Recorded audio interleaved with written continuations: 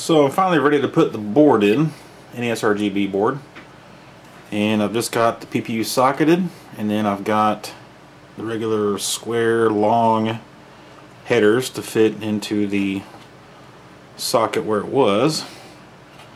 It looks like it's going to fit like this. I don't see anything in the way other than maybe that socketed EEPROM over there might cause some problems.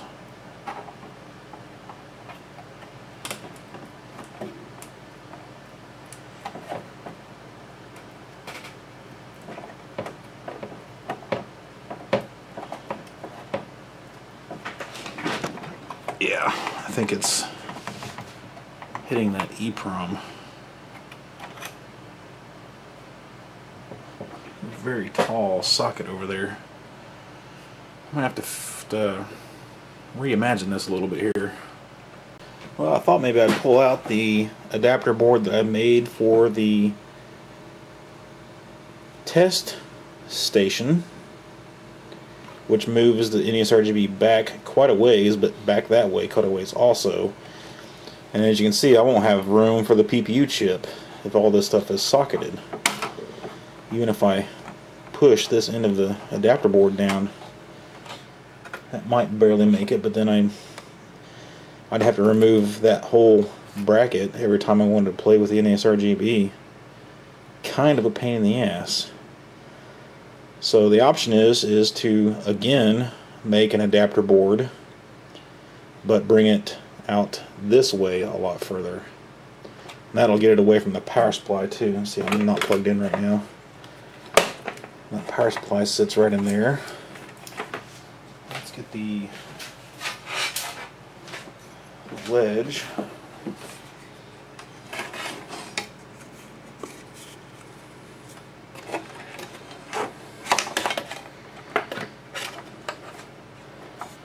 I mean, the ledge sits really low.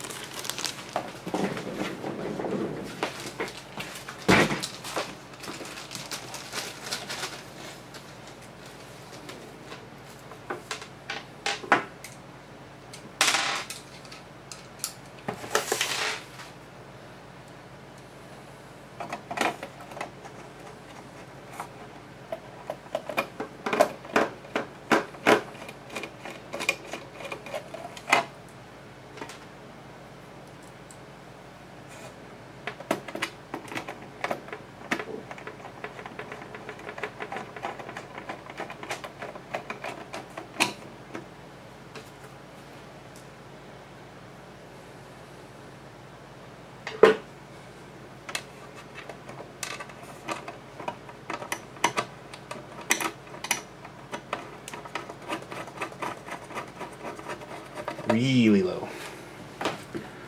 So yeah, it'd be nice if I could bring the NESRGB a long way away from all this stuff.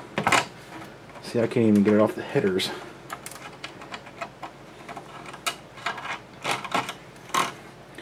And I mean like all the way out here. So that's going to be quite a large adapter PCB, but then I'll have access to the entire thing. I think that's pretty doable. I mean, that even the adapter PCB is going to cost me, you know, who knows? I'll have to measure that out. The one that I made for the test station wasn't cheap anyway. But I think that's where I'm going to have to go with this. What I'm looking at here, I need to bring it back that way. Looks like 1.5 inches more than that, and I'm gonna say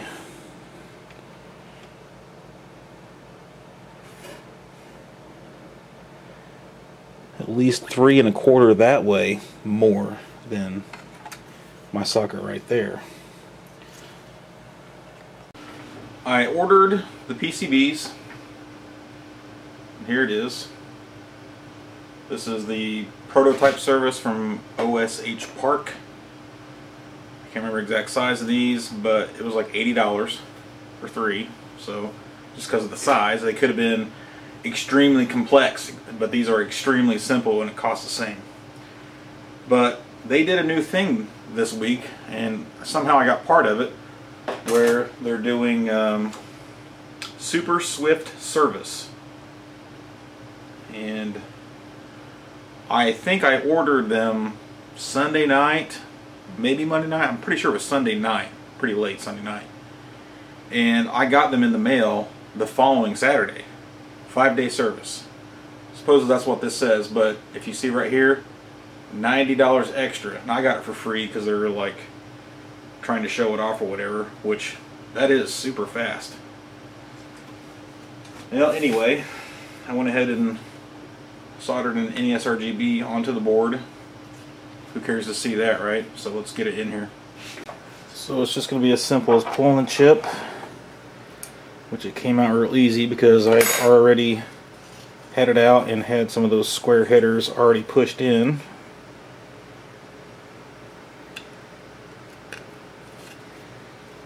Get the pt1 NESRGB.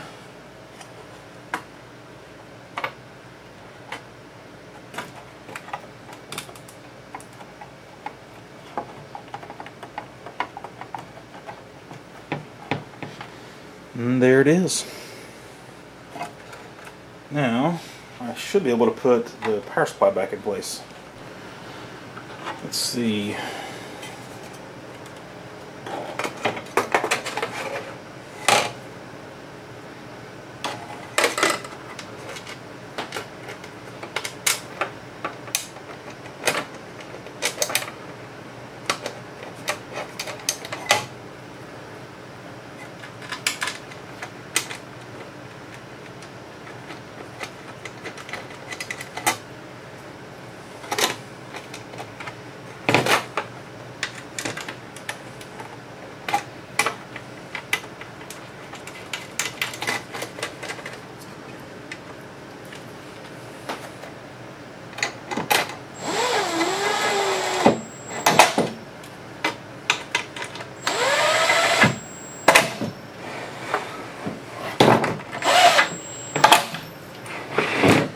And we have these insulators on 3 of the 4 posts. Looks like it's going to be really difficult to keep those in place while trying to put this back together.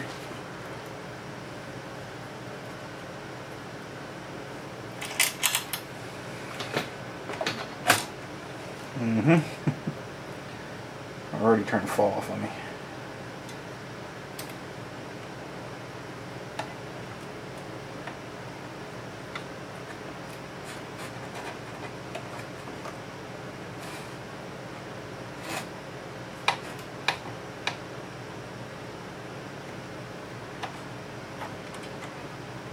Ugh. They were perfectly lined up and then I moved.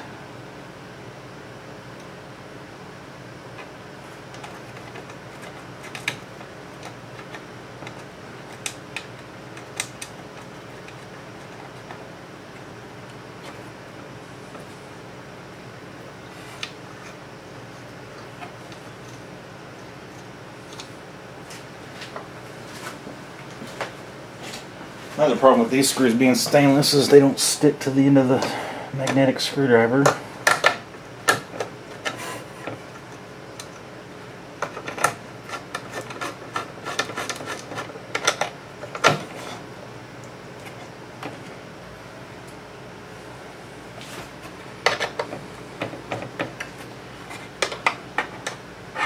Oh, got lucky with that last one.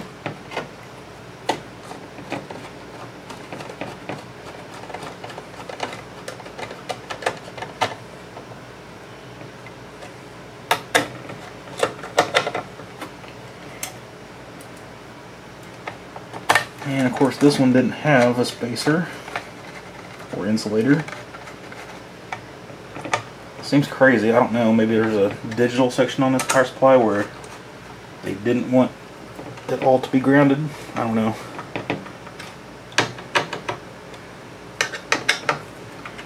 So that's the power supply back in all the way, which is nice because I don't like having it hang out over the side like that. And you can see I still have access to all the NESRGB solder points, like the palette switch and all the video outputs. Cool. Well, because I can and I should, the palette is not selected on the NESRGB, so it's technically off. So if I turn it on and it works, it's a good test for all the solder connections on the sockets and stuff, as well as that PCB. There you go. That's a pretty good indication that it works. Power pack controller test.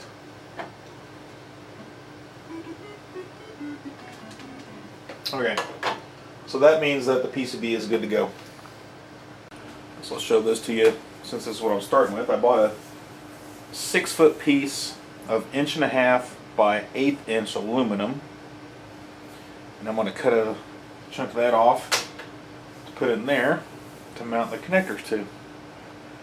I think it was like $10 for this whole 6-foot piece. Sounds kind of expensive because, I mean, I used to work in a factory and I had access to this stuff for free all the time for scrap, but whatever. Pop down to Rural King, just down the street, $10, good to go. Okay, so I'm sitting here looking at my aluminum piece, and one side's got some scratches or something on it, and then the other side is nice here, so I'm going to try to make that the outside piece. Try to fit it over the area as straight as I can.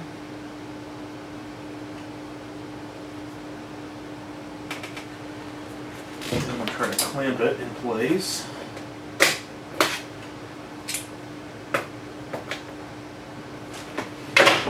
Keeps moving.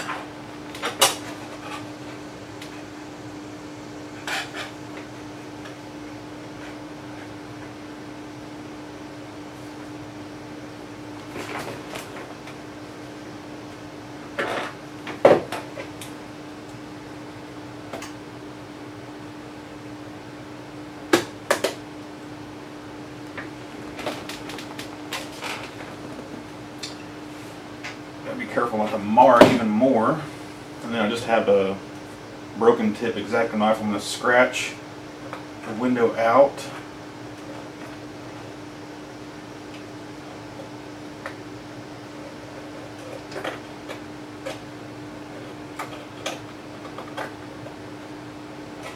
On the back side.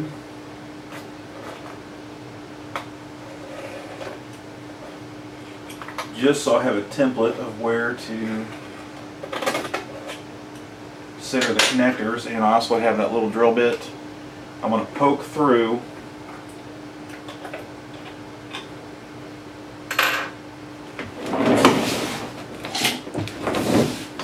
the screw holes on the back so I know where to drill for that.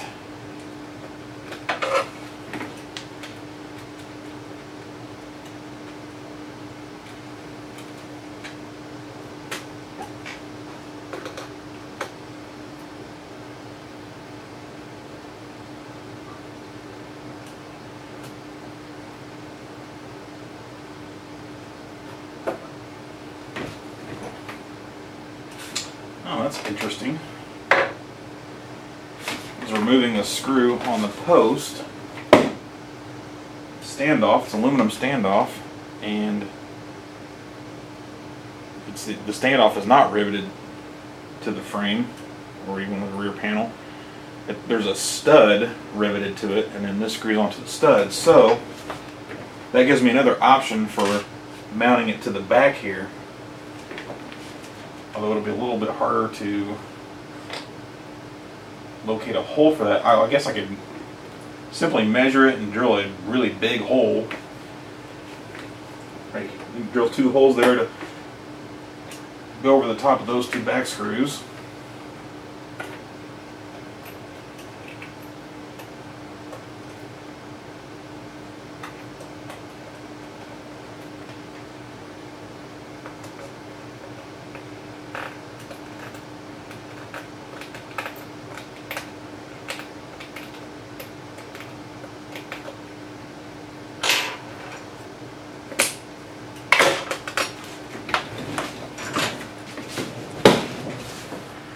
see if I can show that in the light very well. You can clearly make out where I just did all that. So that works.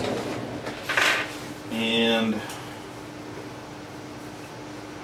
let's see, if I mount it up front, I'll simply need to drill the holes big enough for the threads of the mount screw to pass through. And if I mount it on back, they need to be big enough to go over the studs on the back, which I guess you've seen that before, no reason to see that again. And then I have the template of where to put the panel mount multi-out. So as you can see, I'm not going to have a ton of room over here for more switches. I guess I could get at least 2 in there in between that edge and the panel mount, because I definitely want to use the screw mounts for this. So I'll get to work on that. Here is a rough cut. Just took a drill bit and made a bunch of holes, almost like I do with the plastic, like on an NES or whatever. And I'm going to take it out to the garage and Dremel that out to get as close to a nice little square as I can, and then file it the rest of the way down. Definitely going to end up putting this on the inside though, because I kind of roughed it up a little bit, putting those pliers on it and stuff, but that's okay. Well, that took a serious amount of filing with my little needle files to get that square just right, to get the panel mount connector in there. And then my holes aren't quite centered. I did those while I was also trying to mark out the square on the back. So definitely a lesson learned to do the holes after you have the square in there. But anyway, that's a big step closer. I definitely would find something else, a better file maybe. And files are okay for plastic and they're terrible on aluminum, which aluminum loads up files anyway. But yeah, I would definitely try to find something else to do this ever again. Well, I've finally gotten around to getting the RGB tested. I've got the palette set for natural, and of course I got my RGB out cord, but I seem to be having serious problems here. Most of the games are not working. I'm still in track mode. Looks like I'm on 7 right now. I'm going to go ahead and get out of it. That's supposed to be 8, 9. There you go. That's the kind of shit that I'm seeing. A lot of them won't boot at all.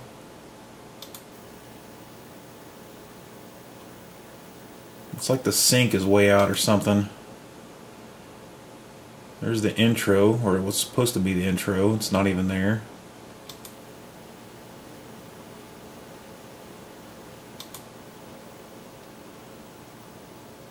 Cart 2.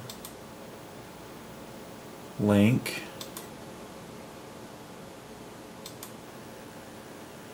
Kirby. It's doing some really wild shit. Unless it's my TV. I don't think it's the TV. I mean, it could be. I just doubt it.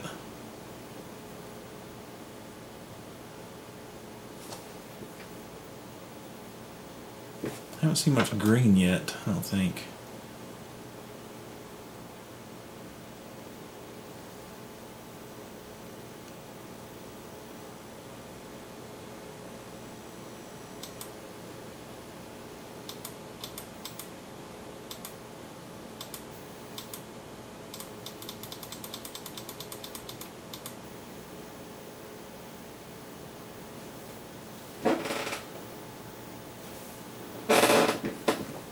Now I'm trying to get S-video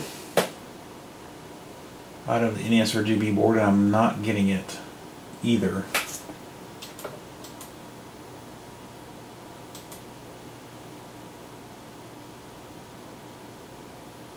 I'm not getting anything.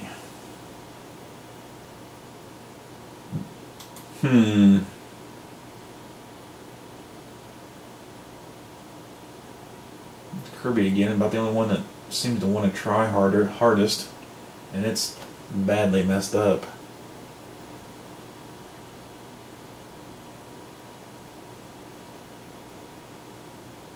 It's almost opposite of RGB. It's not like I got no blue now or something. I don't know. It's crazy.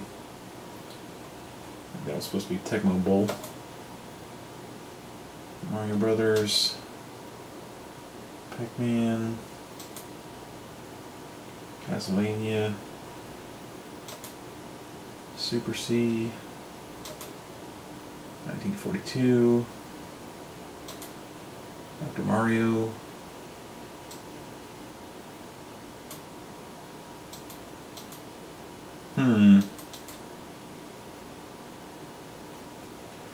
Well, that sucks. I wonder what's going on now.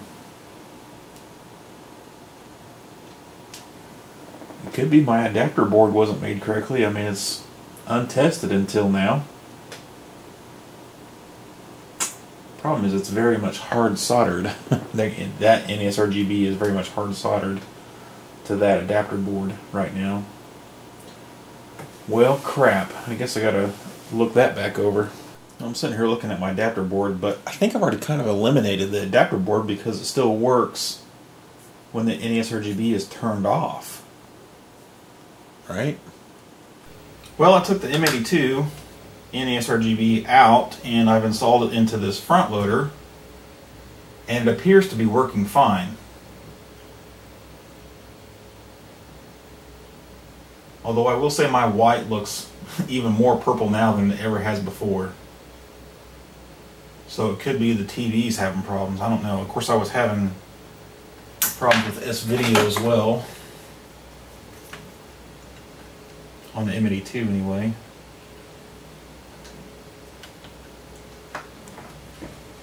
Yeah, up there it looks fine. Well, that's not a good sign for the M82. Alright, so I've got the NESRGB put in here without my adapter PCB. And yes, I still do have problems.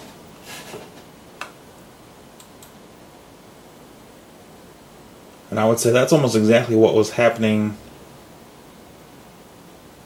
last go around.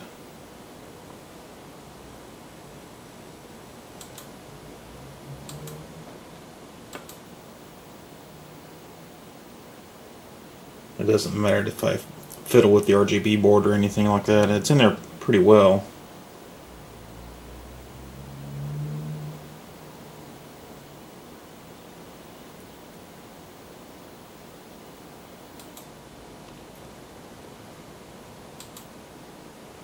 I guess the only thing I'm wondering is if maybe I need to send composite sync to the monitor instead of composite video as sync. So it looks like right now I have this multi-out wired.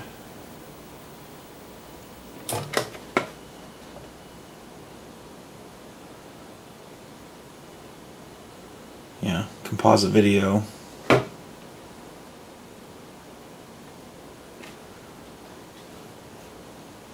It goes to the composite video pin and not to the sync pin anyway. Which I don't think I've ever had it over there. And it's always worked before.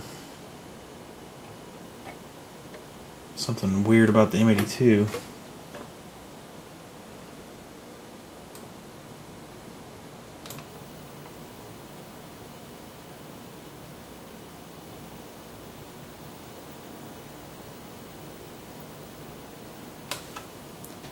Very strange. Well, I've got it on. The composite on the multi-out is connected to PPU-V, which I think is somehow connected straight to the composite pin on the PPU. But if I move it over to composite sync, I get nothing on anything. But unfortunately, the PPU S-Sync does the exact same thing.